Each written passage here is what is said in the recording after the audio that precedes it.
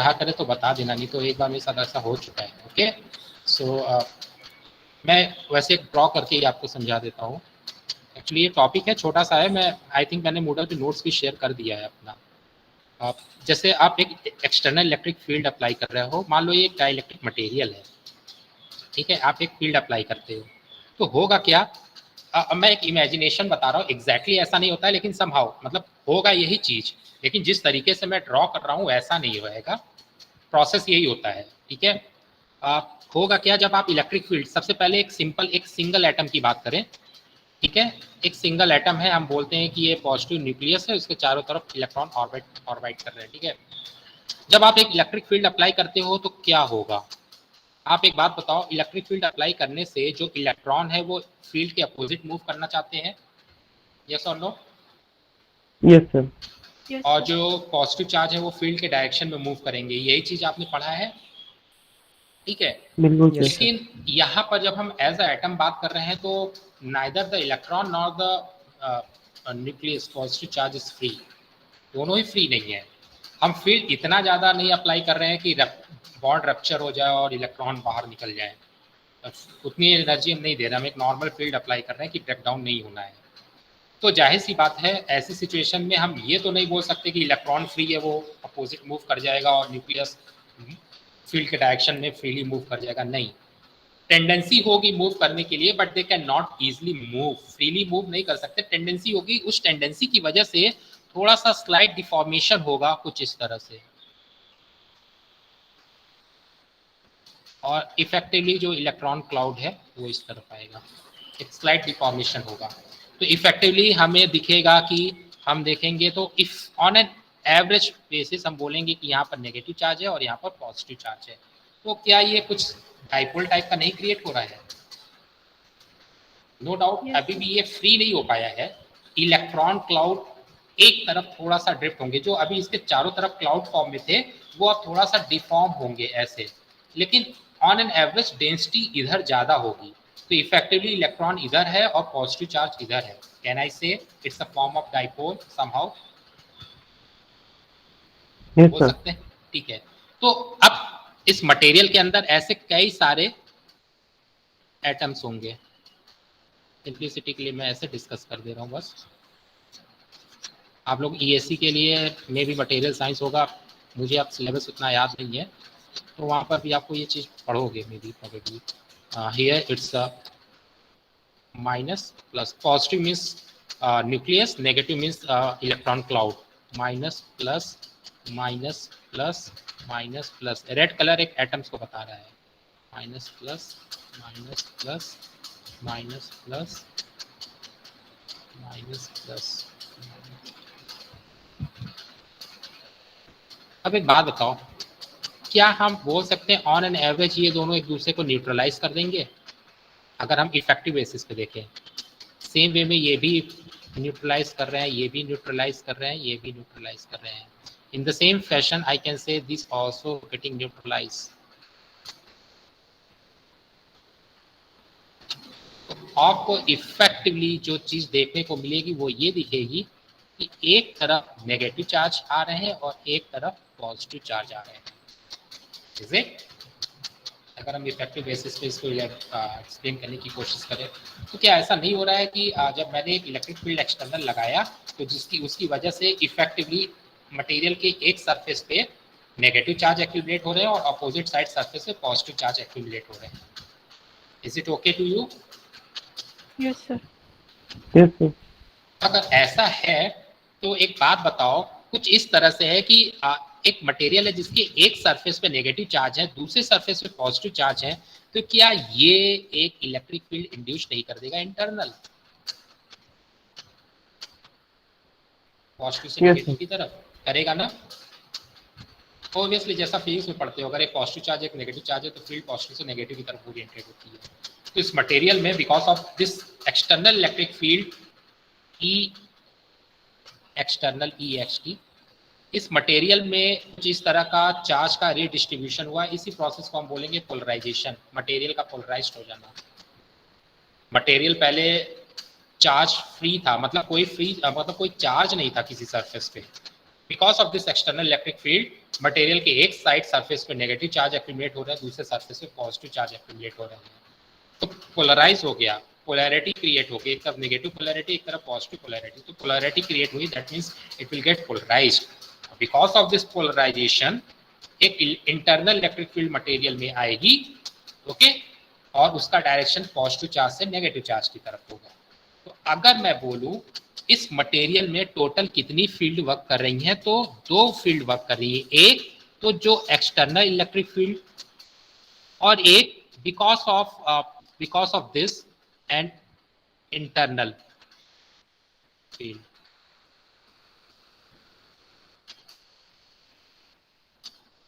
Is it okay? Clear हो रहा है सभी को? एक तो भाई जो आप लगाओगे एक्सटर्नल वो वर्क करेगी और दूसरी एक इंटरनल वर्क करेगी जो इंड्यूस्ड हुई है। क्लियर हुआ? Yes, sir. yes, तो एक बात बताओ बेटा, अगर मैं आपसे पूछूं कि रिजल्टेंट फील्ड, मैं आपसे पूछूं कि ठीक है भाई मुझे ये बताओ कि जो इफेक्टिव फील्ड है वो मटेरियल के बाहर ज्यादा होगी या मटेरियल के अंदर ज्यादा होगी? मटेरियल के बाहर। बाहर। बाहर, क्योंकि अंदर तो बेटा एक अपोज करने के लिए एक इलेक्ट्रिक फील्ड आ रही है ना, इंड्यूस्ड इलेक्ट्रिक फील्ड, आई ई इंटरनल।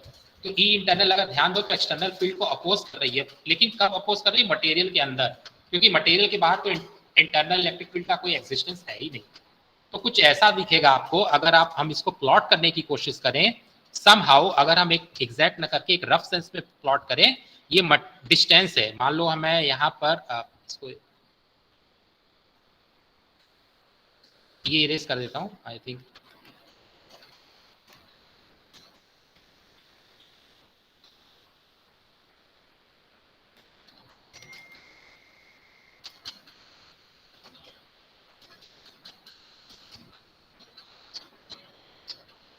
ओके, ठीक है, ये है। सुनाओ, मैं क्या कह रहा हूं कि आप मान लो यहाँ पर मैं प्लॉट करता हूँ, दैट इज द डिस्टेंस, ठीक है, ये मटेरियल की लेंथ है, ओके। यहाँ पर मैं ओरिजिन मानता हूँ, अप टू दिस डिस्टेंस मैं प्लॉट करने की कोशिश करता हूँ। ये मेरा एक्स एक्सिस हो गया, that is electric field strength. ये हो गया मेरा X is equal to A, X is equal to B, and this is some distance let us suppose T, ठीक है। तो 0 से a में, मतलब इस रीजन में अगर आप देखो तो फील्ड कितनी है? E external. लेकिन जब मैं a से b में जा रहा हूं तो फील्ड क्या हो रही है? रिड्यूस हो जा रही है, which is equal to E resultant. और उसके बाद जाऊंगा वापस से, मैं b के बाहर जाऊंगा तो फिर से वापस आ जा रही है E external, where E resultant is nothing but E external minus E internal. Is it clear? तो मतलब मटेरियल के अंदर फील्ड सप्रेस हो रही है। Why suppression? Because of the polarization. किसी को कोई डाउट है इसमें? no, sir. सभी को क्लियर हुआ ये चीज? Yes, sir. Okay, fine. So this is because of the polarization. This will happens. The field inside the dielectric material will get suppressed. ये तो हुआ कि जब हम बात करते हैं कि ऐसे किसी मटेरियल की जिसमें इलेक्ट्रॉन फ्री ना हो मूव करने के लिए, जिसमें इलेक्ट्रॉन फ्री नहीं है मूव करने के लिए। लेकिन जब हम बात करते हैं एक कंडक्टर की, this is for dielectric medium,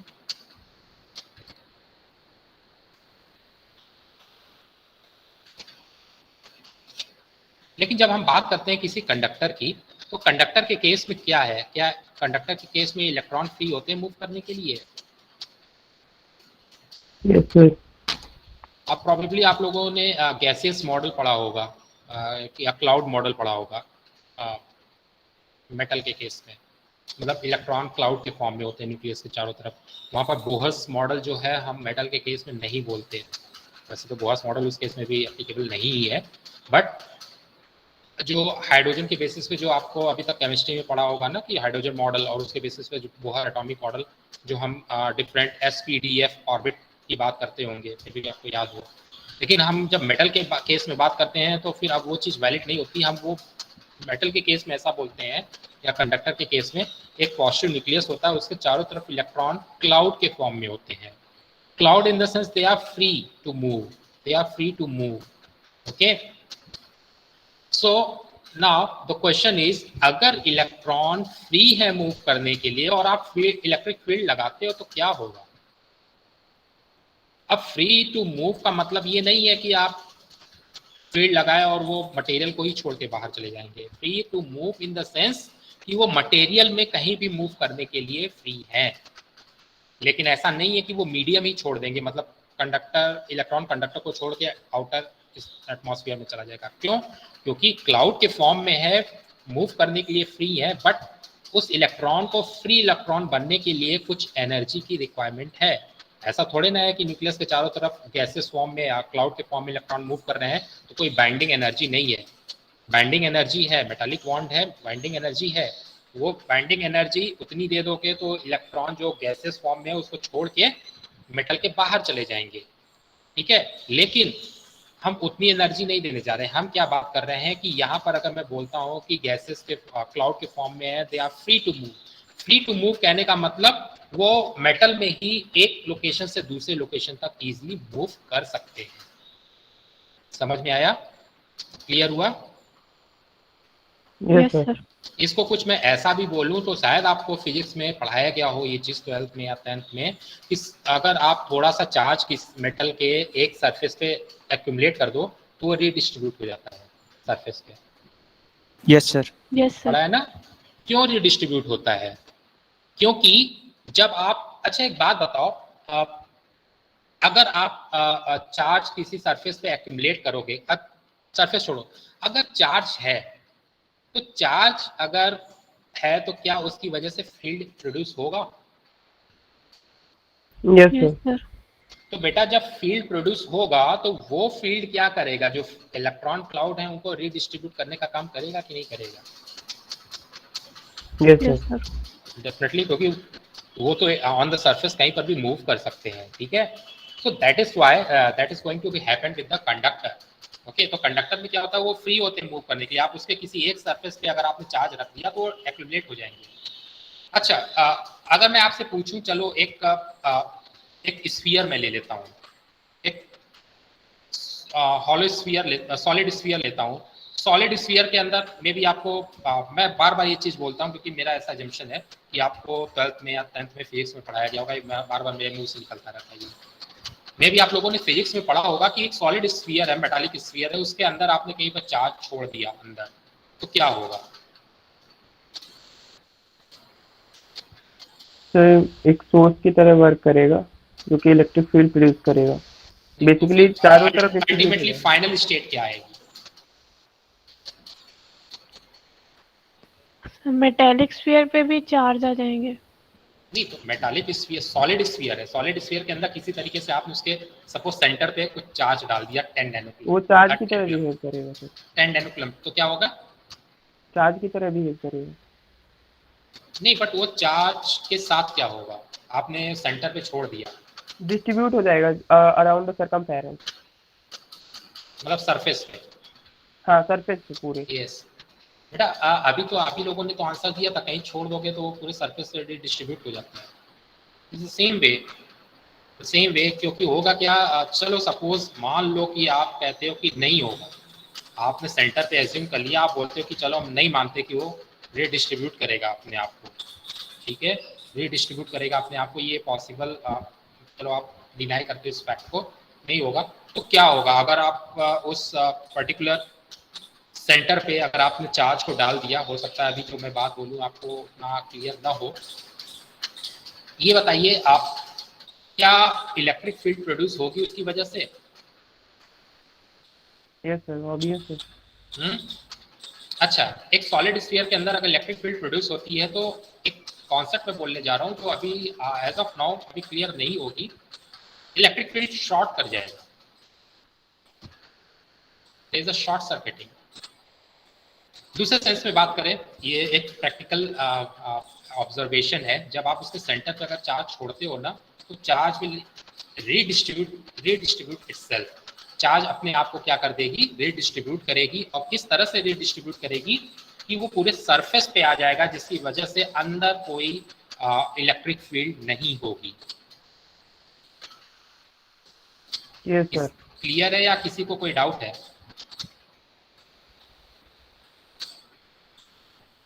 ये तो सर हम लोग ने ये भी पढ़ा था कि इनसाइड द सेल चार्ज कभी एग्जिस्ट नहीं कर सकता। इसी वजह से हमें जब भी जैसे कोई बारिशों के मौसम में अर्थ मतलब जो शॉक्स आते हैं तो वो उससे हम अगर कार में बैठे हैं तो हमें कभी दिक्कत नहीं हो सकती, या तो हमारे नेटवर्क भी बंद हो जाते हैं बेसिकली इसी वजह से कि अगर हम किसी कार के अंदर किसी सेल के अंदर हम बैठे हैं तो बेसिकली हमारे जो चार्जेस रहते हैं वो डिस्ट्रीब्यूट मतलब ऊपर बाहर अंदर बाहर नहीं हो सकते। ओके।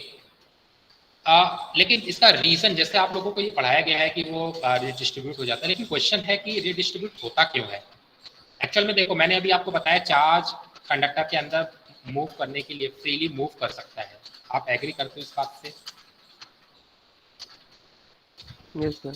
सब एग्री करते हैं इस चीज से कि charge can freely move on the inside और outside of on the surface of any conducting material. Yes sir. ये मूवमेंट कब पॉसिबल होगा? ये मूवमेंट अगर आप फ्रीली मूव कर सकते हो तो आप तो फ्री मूव करते जाओगे, रुकोगे कब? जब कोई चीज आपको स्टॉप करेगी तभी तो आप, मतलब एक ऐसा एज्यूम कर लो कि एक स्मूथ इंक्लाइंड सरफेस है, एक स्मूथ इंक्लाइंड सरफेस है, आप उस पर एक छोटा सा बॉल रखते हो, तो बॉल क्या हो गया? ऐसा तो नहीं है बॉल रखती वो वहीं रह जाएगी, इंक्लाइंड सरफेस है, बॉल यहाँ रखा तो स्मूथ इंक्लाइंड है, तो बॉल यहाँ रखा तो ऐसा तो है नहीं कि बॉल यहीं रहेगी, बॉल तो मूव करना स्टार्ट कर देगी। कब तक मूव करेगी? मान लो कोई वेज आ गया जिसकी वजह से बॉल रुक गई, तो ये बॉल कब तक मूव करेगी? जब तक कि कोई रोकने वाला ना आ जाए। समझ में आया? तो इसी तरह से अगर हम बोले कंडक्टर के अंदर चार्ज अगर आप रिलोकेट करते हो, रोटेट करते हो, तो वो चार्ज भी फ्रीली मूव करेगा until there is some kind of force which is going to prohibit this movement, charge movement. अब कौन इसे रोकता है? That is the electric field. That is the electric field. अब कैसे होगा? चार्ज अगर आप उस सेंटर पे रखोगे ना, तो because of the field charge start redistributing itself, अपने आप को डिस्ट्रीब्यूट करेंगी और सरफेस पे इस तरह से जाएंगी कि अंदर फील्ड जीरो हो जाए। जब अंदर फील्ड जीरो हो गया, कोई फोर्स ही नहीं लग रहा है जो चार्ज को मूव करा सके, तो चार्ज सेटल डाउन हो जाएंगे सरफेस पे। समझ में आया? Yes sir. ठीक है। तो वैसे भी आप लोगों ने पढ़ा है ये चीज, तो वो जो चीज उसको रोकती है that is nothing but the electric field. लेकिन ये जो बात कर रहे हैं परफेक्ट कंडक्टर की बात कर रहे हैं। ओके, नाउ क्वेश्चन इज, आप मैंने आपको बताया कि जैसे आप एक अंदर रखते हो सॉलिड स्फीयर के तो वो डिस्ट्रीब्यूट हो जाता है। फॉर एग्जांपल, अगर मैं एक दो नॉर्मल रैंडम साइज के दो किसी भी मटेरियल के बने हुए दो व्हाट आई कैन से स्ट्रक्चर लेता हूँ, एक पे मैंने चार्ज लगा, मतलब पॉजिटिव चार्ज एक्यूमुलेट कर दिया और एक पे कोई चार्ज नहीं है। ठीक है, इस सेकंड स्ट्रक्चर पे कोई चार्ज नहीं है और फर्स्ट स्ट्रक्चर पे चार्ज है। ठीक है, क्या होगा अगर मैं इन दोनों को एक कंडक्टर के थ्रू कनेक्ट करूं? This is my conductor. तो चार्ज यहां पर है। कंडक्टर क्या होता है? कंडक्टर एक ऐसा समझ लो मीडियम है जिसमें चार्ज फ्रीली मूव कर सकते हैं। तो क्या होगा? Charge will start moving from this. अब जाहिर सी बात है इस पे कोई चार्ज नहीं है और इस पे पॉजिटिव चार्ज है, तो जाहिर सी बात है it is at higher potential. Agree करते हैं ये हायर पोटेंशियल पे होगा? Yes sir. और चार्ज की टेंडेंसी क्या होती है? हायर पोटेंशियल से लोअर पोटेंशियल की तरफ मूव करने की होती है इक्विलिब्रियम अचीव करने के लिए। Yes sir. अब इक्विलिब्रियम अचीव करने के लिए टेंडेंसी होती है कि वो हायर पोटेंशियल से लोअर पोटेंशियल की तरफ तब तक मूव करेगा जब तक कि इक्वी पोटेंशियल ना आ जाए। और उस मूवमेंट को सपोर्ट करने के लिए एक ऐसा ब्रिज मिल जा रहा है जिस ब्रिज पे वो फ्रीली मूव कर सकते हैं। तो charge will start migrating from structure 1 to structure 2 until, अगर आप कंटिन्यूअस कनेक्ट किए रहोगे, until there is a equilibrium case. Equilibrium मतलब दोनों का पोटेंशियल सेम हो जाएगा, दोनों सेम एनर्जी लेवल पे आ जाएंगे। जब दोनों सेम एनर्जी लेवल पे आ जाएंगे तो चार्ज का मूवमेंट स्टॉप हो जाएगा। अगर कंडक्टर से हट के मैं अगर एनर्जी के बेसिस पे आपको बताने की कोशिश करूँ तो ऑब्वियसली एक इलेक्ट्रोमैग्नेटिज्म से थोड़ा सा हट के मैं आपको एक एग्जांपल देता हूँ, अगर आपको पता हो तो। क्या आप लोगों को बैंड डायग्राम पता है, एनर्जी बैंड डायग्राम डिवाइस की, जो मतलब for example yes sir. Diode वगैरह का, तो आप उसमें देखते हो ना यस सर। जब आप फील्ड अप्लाई करते हो या जब फैब्रिकेशन होता है तो आपको ऐसा बताया जाता है कि जैसे पी और एन कनेक्ट किए जाते हैं चार्ज का माइग्रेशन स्टार्ट होता है। बट होता क्या है, because of the energy level difference, जो इलेक्ट्रॉन है they will start migrating from the higher potential towards the lower potential. Okay, yes sir. अगर इलेक्ट्रॉन के केस में बात करें तो just opposite, they will start moving from the lower potential to the higher potential because of the negative charge. So they will start moving from the lower potential towards the higher potential। Tendency क्या होती है, जो gap है energy का, उस gap को minimise करने की। समझ में आया? Yes sir. एक जनरल एग्जांपल ले लो। अगर आप किसी खराब स्टूडेंट के संगत में रहोगे तो क्या होगा, वो भी आपके लेवल को अपने तक लेते ही आएगा, जो एक बोला जाता है, नॉर्मली बात सही भी होती है। तो अभी आपका लेवल हाई है, उस IQ लेवल, उसका IQ लेवल लो है, he is not interested anymore in the good things. जब आप उसके कांटेक्ट में रहोगे तो क्या होगा, वो तो इम्प्रूवमेंट नहीं होगा, थोड़ा सा, लेकिन आप डाउन हो जाओगे until equilibrium will achieve. Okay, so everything, आपको नॉर्मल बिहेवियर में ये सारी चीज़ें भी पता चल जाएंगी, मिलेंगी आपको इक्विलिब्रियम की cases. So this is what I am trying to say. So ये जो आपका conductor है, that will behave like just like a bridge which will start allowing the migration of positive charge from structure 1 to structure 2। कोई पूछता है कि कब तक होगा, अगर मैं कंटिन्यूअस कनेक्ट, अगर आप हटा दोगे तो वहीं रुक जाएगा, अगर कंटिन्यूअस कनेक्ट किए रहोगे तो कब तक होगा, तो आपका आंसर होना चाहिए when the equilibrium will achieve। Okay, equilibrium कब अचीव होगा, when both are at the same energy level, that doesn't matter what is the structure of electric field। एक और मैं आपसे क्वेश्चन पूछना चाहूंगा, वैसे तो अगर आप नहीं बता पाते तो मेरी ही गलती है, बट मे भी हो सकता है आपने पढ़ा हो। What do you mean by electrostatic field? ये मैं ये चाहता हूँ कि आपने क्या अभी तक ऑब्जर्व किया, जितनी चीजें मैंने पढ़ाई हैं। अब आई थिंक लास्ट क्लास में एक लड़के ने मुझसे क्वेश्चन भी किया था, उसके बाद ही मेरे दिमाग में स्ट्राइक आया कि नेक्स्ट टाइम स्पेस में क्वेश्चन सर वेरी करे, इलेक्ट्रोस्टैटिक लेकिन फील्ड जो टाइम के साथ वेरी ना करे सर। टाइम टाइम से के वेरी ना साथ करे। वेरी ना करे, फाइन। अभी लास्ट टाइम किसने मुझसे क्वेश्चन किया था कि हेलिकल वाला मोशन टाइप का समथिंग, किसी ने सर किया अंश था? Agarwal. Okay okay okay fine. वहां से मुझे स्ट्राइक किया था कि मैं नेक्स्ट क्वेश्चन पूछूंगा आपसे। देखो, टाइम के साथ वेरी ना करे, दैट ओके, वो एक कैटेगरी आ जाती है time varying field. Electrostatic field, सबसे पहले इतना पता चल जा रहा है, electric field static, not a function of time. जो आप लोगों ने बताया बिल्कुल सही है। अगर मैं इसको और रीडिफाइन करने की कोशिश करूं, मैंने शुरुआत से स्टार्ट पहली क्लास से अब तक जितनी भी चीजें पढ़ाई हैं, उन सारे को अगर ऑब्जर्व करोगे तो एक पॉइंट आपको कॉमन मिलता जाएगा। कॉमन ये मिलेगा कि मैंने पहले लेक्चर से लेके डॉट अभी तक के लेक्चर में, ये एग्जांपल हटा दो जिसमें चार्ज माइग्रेट हो रहे हैं, फर्स्ट लेक्चर से टिल अब तक मैंने जितना भी बताया, क्या उसमें चार्ज मूव कर रहा था? No sir. No sir. नहीं ना। तो बेटा, अगर चार्ज स्टेशनरी है and you are dealing with electric field, that is nothing but the electrostatic field. Clear हुआ? आप कोई सी भी टेक्स्ट बुक उठा के देख लेना, चाहे किसी भी IITs का या फॉरेन MIT या बर्कले किसी का भी लेक्चर देखना, इलेक्ट्रोस्टैटिक में वो जितना भी आपको पढ़ाएंगे या जितनी भी चीज़ें आपको रिटर्न में मिलेगी, आप बस इस स्टेटमेंट को जो मैंने बोला उस चीज़ को देखते जाना, आपको यही दिखेगा कि through out entire lecture of electrostatic जितनी भी चीज़ें डिस्कस की जाएंगी उसमें चार्ज मूवमेंट नहीं कर रहा होगा।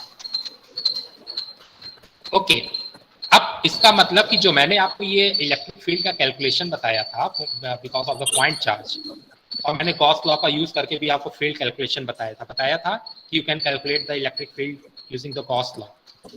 ठीक है, तो अगर मैं पूछूं कि अब ये जो मैंने आपको एक स्लाइड पे एग्जांपल दिखाया ना, स्ट्रक्चर 1 जिसमें पॉजिटिव चार्ज है, स्ट्रक्चर 2 जो न्यूट्रलाइज है, मेटल के थ्रू कनेक्टेड है। चलो, मेटल के थ्रू कनेक्ट कर दिया है, चार्ज माइग्रेट होना शुरू हो चुका है। अभी ये प्रोसेस, चार्ज माइग्रेशन का प्रोसेस चल रहा है। मैं आपसे पूछता हूं calculate the electric field because of the structure 1. Can you calculate it by using Gauss law or anything? Yes, sir. कर सकते हो? फिर से मैं क्वेश्चन पूछता है, स्ट्रक्चर 1 स्ट्रक्चर 2 दोनों को मेटल के थ्रू कनेक्ट कर दिया, स्ट्रक्चर 1 से स्ट्रक्चर 2 की तरफ चार्ज का माइग्रेशन, चार्ज का मूवमेंट अभी चल रहा है, इन प्रोसेस है, ये बात ध्यान से सुनो, इन प्रोसेस है। अब मैं अगर आप पूछता हूँ using Gauss law, can you calculate field, electric field at any point due to this structure 1? Can you during process तो नहीं कर सकते ना सर, ड्यूरिंग प्रोसेस नहीं कर सकते क्योंकि charge. What about others? No बाकी- सर, क्यू इनक्लोज चेंज होता रहेगा तो वो anyone else? Okay fine, very good, both of you are very correct, absolutely correct. बेटा जो क्यू इनक्लोज तो कांस्टेंट है ही नहीं, कांस्टेंट नहीं है, क्या मैं बोल सकता हूँ Q enclose is the function of time? Yes sir. Yes sir. तो बेटा अगर वो टाइम का फंक्शन है, वो कांस्टेंट है ही नहीं, या दूसरे सेंस में कहूँ चार्ज मोशन में है, can I say it's electrostatic case? No sir. नहीं। तो जब ये इलेक्ट्रोस्टैटिक केस है ही नहीं तो इलेक्ट्रोस्टैटिक का फॉर्मूला लगा कैसे सकते हो, गॉस लॉ अप्लाई कैसे कर सकते हो? अब इसी चीज को अगर हम एकदम सिंपल वे में देखें, एक टेक्निकल टर्म में ना देखें, एकदम सिंपल देखें, तो सिंपल वही है जो अभी अमृता आपने बोला कि सर जब क्यू इनक्लोज फिक्स है ही नहीं तो कैलकुलेट कैसे करूंगी? तो रिस्ट्रिक्शन तो वही हुआ, क्यू इनक्लोज जब फिक्स ही नहीं है तो आप क्यू इनक्लोज लगाओगे कैसे? उसी चीज को रीडिफाइन करके टेक्निकल टर्म में थोड़ा सा और ज्यादा पॉलिश करके बोल दिया गया, that is no longer the electrostatic equilibrium and that why you can not use the Gauss law, जैसे कृतेश ने भी बताया। ठीक है। हाँ, अगर मैं अभी इन प्रोसेस चल रहा था और मैं मेटल जो स्ट्रिप है या मेटल जो कनेक्शन है उसको तोड़ दूं, हटा दूं, तो क्या मैं अब अप्लाई कर सकता हूँ? Yes sir. कर सकता हूँ, Yes, क्योंकि जैसे ही मैं मेटल कंडक्टर हटा दूंगा, कंडक्टर जो कनेक्शन वो हटा दूंगा, तो दोनों स्फीयर आइसोलेट हो गए, इस पे जितना बचा था वो रह गया, उस पे स्ट्रक्चर 2 पे जितना चार्ज माइग्रेट होके आ गया था उतना रह गया। तो Q enclosed is constant, you can apply the Gauss law, you can apply all the concepts of electrostatic field and hence you can find out the electric field as well as electric potential. Is it clear? Yes sir. लेकिन अगर charge migration चल रहा है, charge movement में है, then you are no longer be able to apply the concept of electrostatic field. ये mind में रखना हमेशा, ठीक है? ऐसा नहीं है कि जो आपने कुलम्स लॉ पढ़ा और जितना पढ़ा कहीं पे भी ब्लाइंडली लगा दोगे, ऐसा नहीं है, तो ये चीज माइंड में रखिएगा। अच्छा, एक लास्ट चीज before going to be conclude this topic of field inside a conductor और डाइलेक्ट्रिक का तो बता दिया था मैंने। क्या बताया, एक सॉलिड स्फीयर है, स्फीयर के अंदर मैंने क्या किया, एक चार्ज रख दिया, मान लो फॉर एग्जांपल 10 नैनोकूलम का सॉलिड स्फीयर के अंदर। तो चार्ज आप लोग एग्री करते थे कि वो चार्ज क्या होगा, डिस्ट्रीब्यूट होगा, सरफेस पे चला जाएगा। ठीक है। एक इसका मैं आपको बताता हूँ, इस चीज के कॉन्ट्रडिक्शन में एक चीज बताता हूँ जो कि प्रैक्टिकली एक्चुअली पॉसिबल ही नहीं है, but hypothetical it is possible. Why? अगर किसी भी तरह से आप एक सिंगल इलेक्ट्रॉन सॉलिड स्फीयर के सेंटर पे रख दो तो वो सेंटर पे ही रहेगा, रिलोकेट नहीं हो सकता। हाँ सर, क्योंकि वो टूट नहीं सकता। या समझ में आया? गुड। क्योंकि मैं बोलता हूँ 10 नैनोकूलम, तो मैंने जितनी भी चीजें बताई थी अननेसेसरी आपको नहीं बताई थी। मैंने एक क्वेश्चन भी बताया था ना कि नैनो कुछ एग्जांपल लेते हैं, इस नैनोकूलम में कितने millions of trillions of electrons थे, यही बताया था आपको। Yes sir. Yes sir. ना, तो बेटा अगर आप 10 नैनोकूलम, नैनो है वैसे आपको लगेगा क्या ही है, लेकिन 10 नैनोकूलम्स में भी कितने millions of trillions of electron है। तो वो इलेक्ट्रॉन मतलब ऐसे सब लोग बंच ऑफ इलेक्ट्रॉन आप रख रहे हो, वो ये सारे इलेक्ट्रॉन रिडिस्ट्रीब्यूट हो गए। एक सिंगल इलेक्ट्रॉन का क्या डिस्ट्रीब्यूशन, वो रिडिस्ट्रीब्यूट हो ही नहीं सकता। वो तो चाहे सेंटर पे रहे चाहे जहाँ पे भी रहे, फील्ड तो उसकी वजह से एग्जिस्ट करनी है। लेकिन क्या ये पॉसिबल है कि आप एक सिंगल इलेक्ट्रॉन को सॉलिड स्फीयर के सेंटर पे या कहीं अंदर रख पाओ? Single electron? No sir. No, not possible anymore. So ये एक हाइपोथेसिस है। ठीक है। Is it clear? Yes, sir. Fine. So this is all about the dielectric medium. Sorry, material, different material kept in electric field. And now I'm going to discuss the continuity equation. Okay. तो पहले आपका question ये हो सकता है, minimise हो गया क्या? Okay fine. सो क्वेश्चन आपका ये हो सकता है कि ठीक है, what is the primary objective of continuity equation? एक मैथमेटिकल डेरिवेशन है. मैं आपसे पूछा जा सकता है कंटिन्यूटी इक्वेशन, वैसे आप फ्लूइड मैकेनिक्स में भी पढ़ चुके होंगे प्रोबेबली. ठीक है, तो कंटिन्यूटी इक्वेशन को अगर हम बात करें तो इसका main whole and soul objective है क्या? इसका अगर हम बात करें कि ओवरऑल क्या ऑब्जेक्टिव है, कंटिन्यूटी इक्वेशन बताती क्या है? मैथमेटिकल डेरिवेशन जो है सो है. कहने का एक मतलब यही है, आप एक एज्यूम करो एक स्ट्रक्चर किसी भी शेप का हो, डजंट मैटर, उसके अंदर खूब सारे चार्ज हैं. मेरा एक क्वेश्चन है कि उस स्ट्रक्चर से जिस रेट से चार्ज बाहर निकल रहे हैं, क्या उतने ही रेट से उस स्ट्रक्चर के अंदर चार्ज रिड्यूस होंगे? हाँ sir. Yes sir. That is the continuity equation. समझ में आया? Yes sir. अब इसका मैथमेटिकल डेरिवेशन देखेंगे, लेकिन एज ऑफ नाउ जो इसका मेन इंटरप्रिटेशन या जो भी बोलो कि ये इक्वेशन मैथमेटिकल तो वैसे है डाइवर्जेंस टर्म में, लेकिन इसका मतलब क्या है? मतलब यही है, आपके पास एक मान लो एक आइसोलेटेड चार्ज स्ट्रक्चर है जिसके अंदर चार्ज ढेर सारे हैं. ठीक है, तो किसी तरीके से अगर आप उससे चार्ज को बाहर फ्लो कराते हो, मान लो कोई कंडक्टिंग वायर कनेक्ट करते हो, जैसे ये एग्जांपल ले लो, मैंने दिया था ना स्ट्रक्चर 1 और स्ट्रक्चर 2. स्ट्रक्चर 1 पॉजिटिवली चार्ज है, स्ट्रक्चर 2 न्यूट्रल है, एक मेटल कंडक्टिंग पाथ से उसको मैंने कनेक्ट कर दिया और मैंने बोला स्ट्रक्चर 1 से चार्ज माइग्रेट होंगे वाया कंडक्टर टू स्ट्रक्चर 2. यही तो मैंने बताया था अभी लास्ट एग्जांपल में. तो अगर मैं पूछूं आपसे कि rate of flow of charge through conducting path is same as rate of reduction of charge on structure 1. ये कहना मेरा सही है कि नहीं है? Yes sir. Yes sir. बेटा यही है आपका कंटिन्यूटी इक्वेशन और कुछ नहीं. ठीक है, कंटिन्यूटी इक्वेशन यही है, but let us try to derive it. हम इसको डेराइव करने की कोशिश करते हैं. तो डेराइव करने के लिए सर एक आपको, टाइप से ये भी कह सकते हैं कंजर्वेशन ऑफ चार्जेस. हाँ, conservation of charge, that's okay, that's also fine. मतलब ये भी एक इंटरप्रिटेशन है एक्चुअली, कंजर्वेशन ऑफ चार्ज, क्योंकि ओवरऑल तो चार्ज फिक्स ही है. ठीक है, जितने रेट से निकलेंगे उतने रेट से रिड्यूस होंगे, लेकिन अगर आप क्योंकि जाहिर सी बात है टोटल चार्ज कंजर्व थे. अब जितना एक सेकंड में निकालोगे उतना ही तो रिड्यूस होगा एक सेकंड में. Okay, so that is why what I am trying to say. Okay, and let us try to solve it.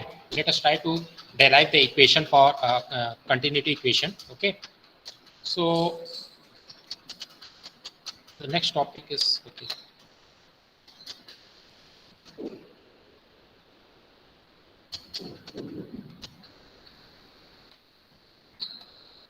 I think I will be discuss the gate problem in the next week. क्योंकि अभी आपका 20 को holiday है.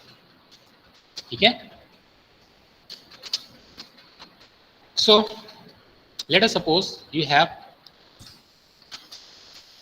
the random structure जिसके अंदर charges हैं.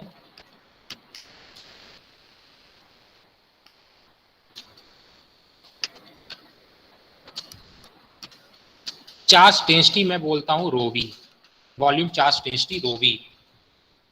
एक mind में रखना, अगर मैं बोलता हूं वॉल्यूम चार्ज डेंसिटी, इसका मतलब ये नहीं कि रो भी कोई न्यूमेरिक वैल्यू होगी, वो कोई फंक्शन भी हो सकती है स्पेस कोऑर्डिनेट की.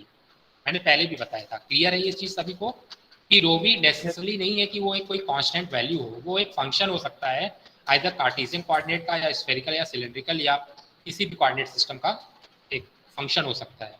ये चीज मानते हो सभी लोग? Yes sir. Okay, so now let us suppose इससे जो चार्ज बाहर फ्लो कर रहा है, द करंट, अगर मैंने कंडक्टर कनेक्ट कर दिया तो जो करंट फ्लो कर रही है दैट इज आई.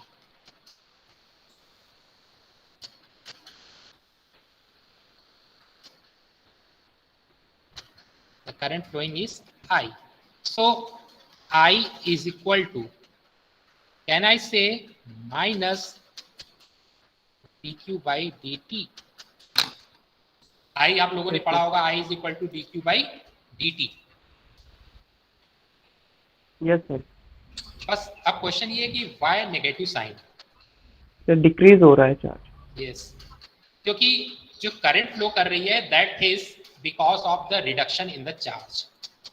वैसे I is equal to D by D T आप करते हो, क्यों करते हो? क्योंकि जो इलेक्ट्रॉन फ्लो हो रहे होते हैं टुवर्ड्स द, जैसे आप देखो आप किसी रेजिस्टेंस से करंट फ्लो कर रही है जो पॉजिटिव कन्वेंशन लेता है I is equal to D by D T, क्योंकि जो इलेक्ट्रॉन वो रेजिस्टिव पाथ में अंदर आ रहे हैं, इंक्रीज कर रहे हैं। बट वही अगर आप सेल के लिए बात करो जो उसको डिलीवर कर रहा है, उस केस में क्या होता है, वो डिस्चार्ज हो रहा होता है, उसके चार्ज अपोजिट, उसके चार्ज निकल रहे होते हैं। सो सेल के पॉइंट ऑफ व्यू से बात करूं तो I is equal to minus D Q by D T. लेकिन वही अगर मैं रेजिस्टेंस के हिसाब से बात करूं तो I is equal to D Q by D T.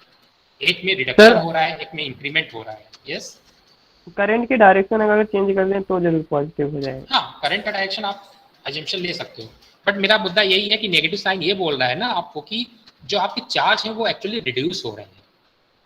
Is it clear to everyone? Yes sir. इसको थोड़ा सा कैपिटल लिख देता हूँ, ज़्यादा स्टेबल लगेगा। वैसे आप कुछ भी ले लो, डजंट मैटर।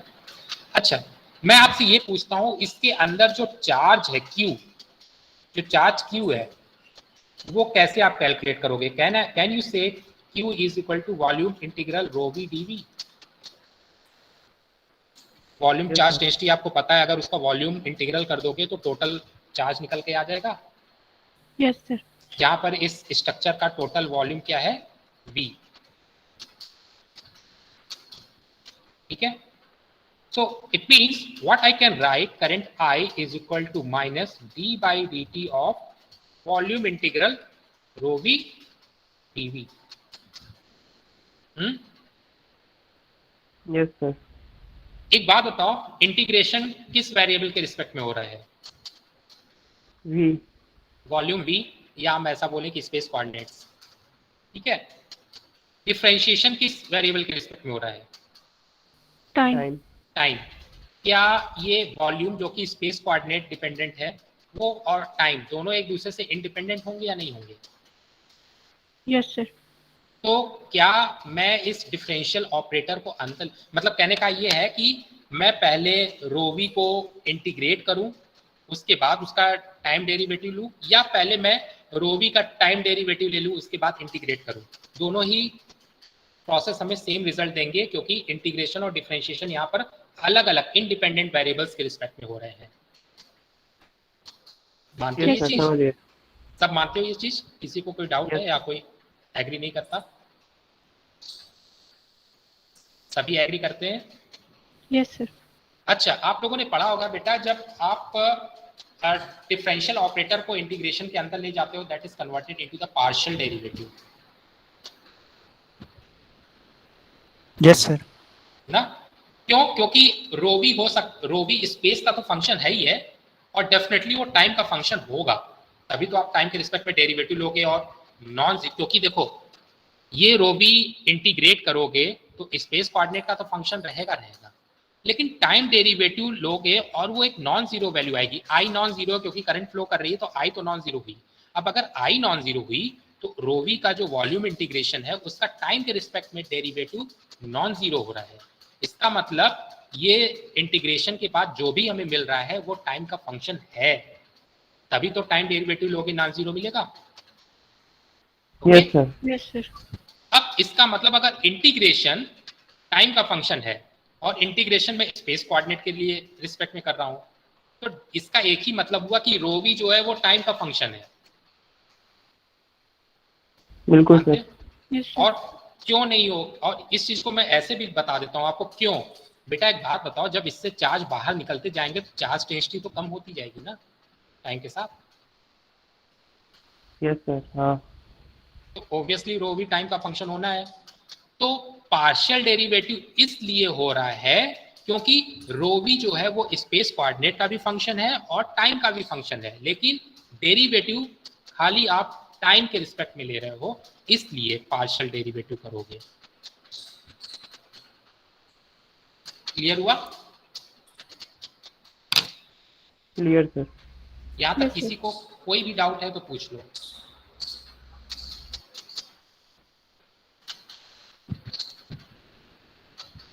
कुछ भी डाउट है आप तक अभी? सर हाँ बोलो बोलो। सर रोवी को हमने यूनिफॉर्म चार्ज डेंसिटी नहीं लिया है। रो भी बेटा आप कुछ भी यूनिफॉर्म भी लोगे या non uniform low, doesn't matter, यहाँ पर मैटर नहीं करता, ठीक है?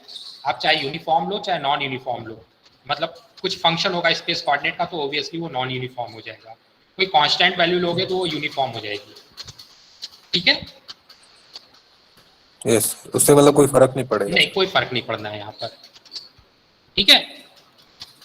यस तो सर। अब एक बात बताओ, अगर I को क्या मैं ऐसे लिख सकता हूं, I is equal to closed surface integral vector J dot vector ds। J current density है आपकी,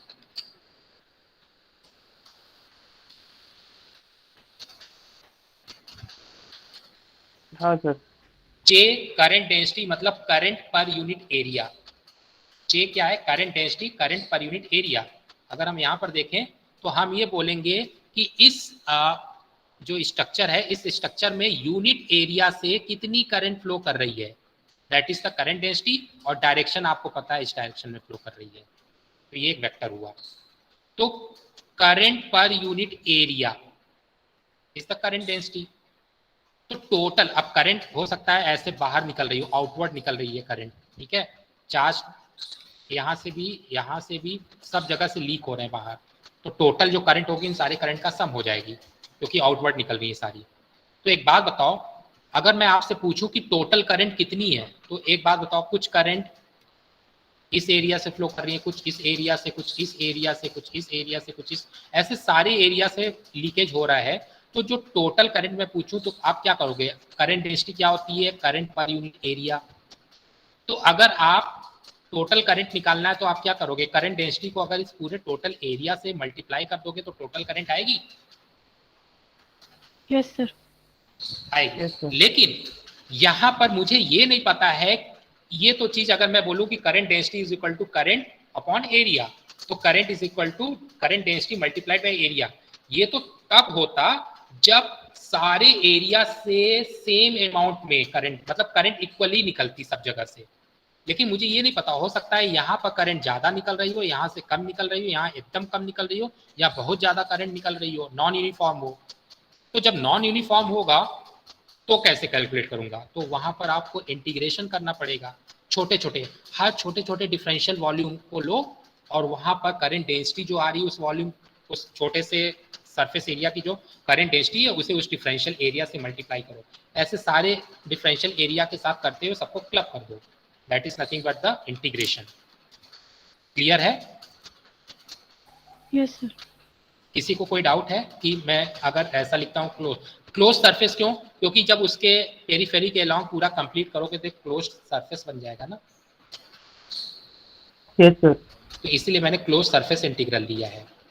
तो अगर मैं आपसे ये पूछूं कि इस इक्वेशन में किसी को कोई डाउट है, अगर किसी को कोई डाउट है तो you can again ask. No doubt sir. What about others? Amrita, Ashok, Anirudh, Ankur? Sir surface तो सर ओपन ही रहेगा ना सर? नहीं नहीं नहीं नहीं, एक क्लोज स्ट्रक्चर मैं ले रहा हूँ जिसके अंदर चार्ज इन्वॉल्व है। एक स्फीयर ले लो, तो स्फीयर का जो आउटर सरफेस है वो पूरी तरह से क्लोज है कि नहीं है? यस सर, क्लोज्ड है। क्लोज है। मैं एक कॉपी आपको देता हूँ, जैसे ये देखो, मैं इसको कॉपी, चलो आप हेमीस्फीयर एज्यूम करो। हेमीस्फीयर का आउटर सरफेस देखोगे तो ऊपर से तो सरफेस ट्रेस करते जाओगे, नीचे क्या है? क्लोज, मतलब वो कोई वॉल्यूम बाउंड नहीं कर पा रही अपने अंदर। क्लोज सरफेस ऐसे सरफेस को कहेंगे जिसके अंदर के वॉल्यूम को आप समझ लो देख ही ना पाओ। ओके? सर जो छोटे छोटे जो एलिमेंट्स हम ले रहे हैं वो तो ओपन सरफेस ही रहेगा ना? छोटे छोटे छोटे, एक स्फीयर है, क्लोज स्फीयर है, उस स्फीयर में किसी पॉइंट से स्टार्ट करो, छोटे छोटे छोटे छोटे एरिया एलिमेंट को लेते जाओ थ्रू आउट द सरफेस, आप वापस उसी पॉइंट पे आ जाओ लेते लेते। सर जैसे जैसे कि सर हम अगर स्फीयर पे एक स्क्वायर कंसीडर करें या सर्कल कंसीडर करें तो वो तो एक ओपन सरफेस ही की तरह बिहेव कर ओपन रहा है ना। सरफेस हुआ, लेकिन उन सारे ओपन छोटे छोटे ओपन सरफेस को अगर आप एड अप करते जाओगे तो ओवरऑल तो क्या करोगे आप? ऐसा समझ लो आपने स्फीयर का जो सरफेस है उसको 1000 टुकड़ों में काट दिया। अब सारे 1000 टुकड़ों को वापस से जोड़ोगे तो क्लोज स्फीयर ही बनेगा ना।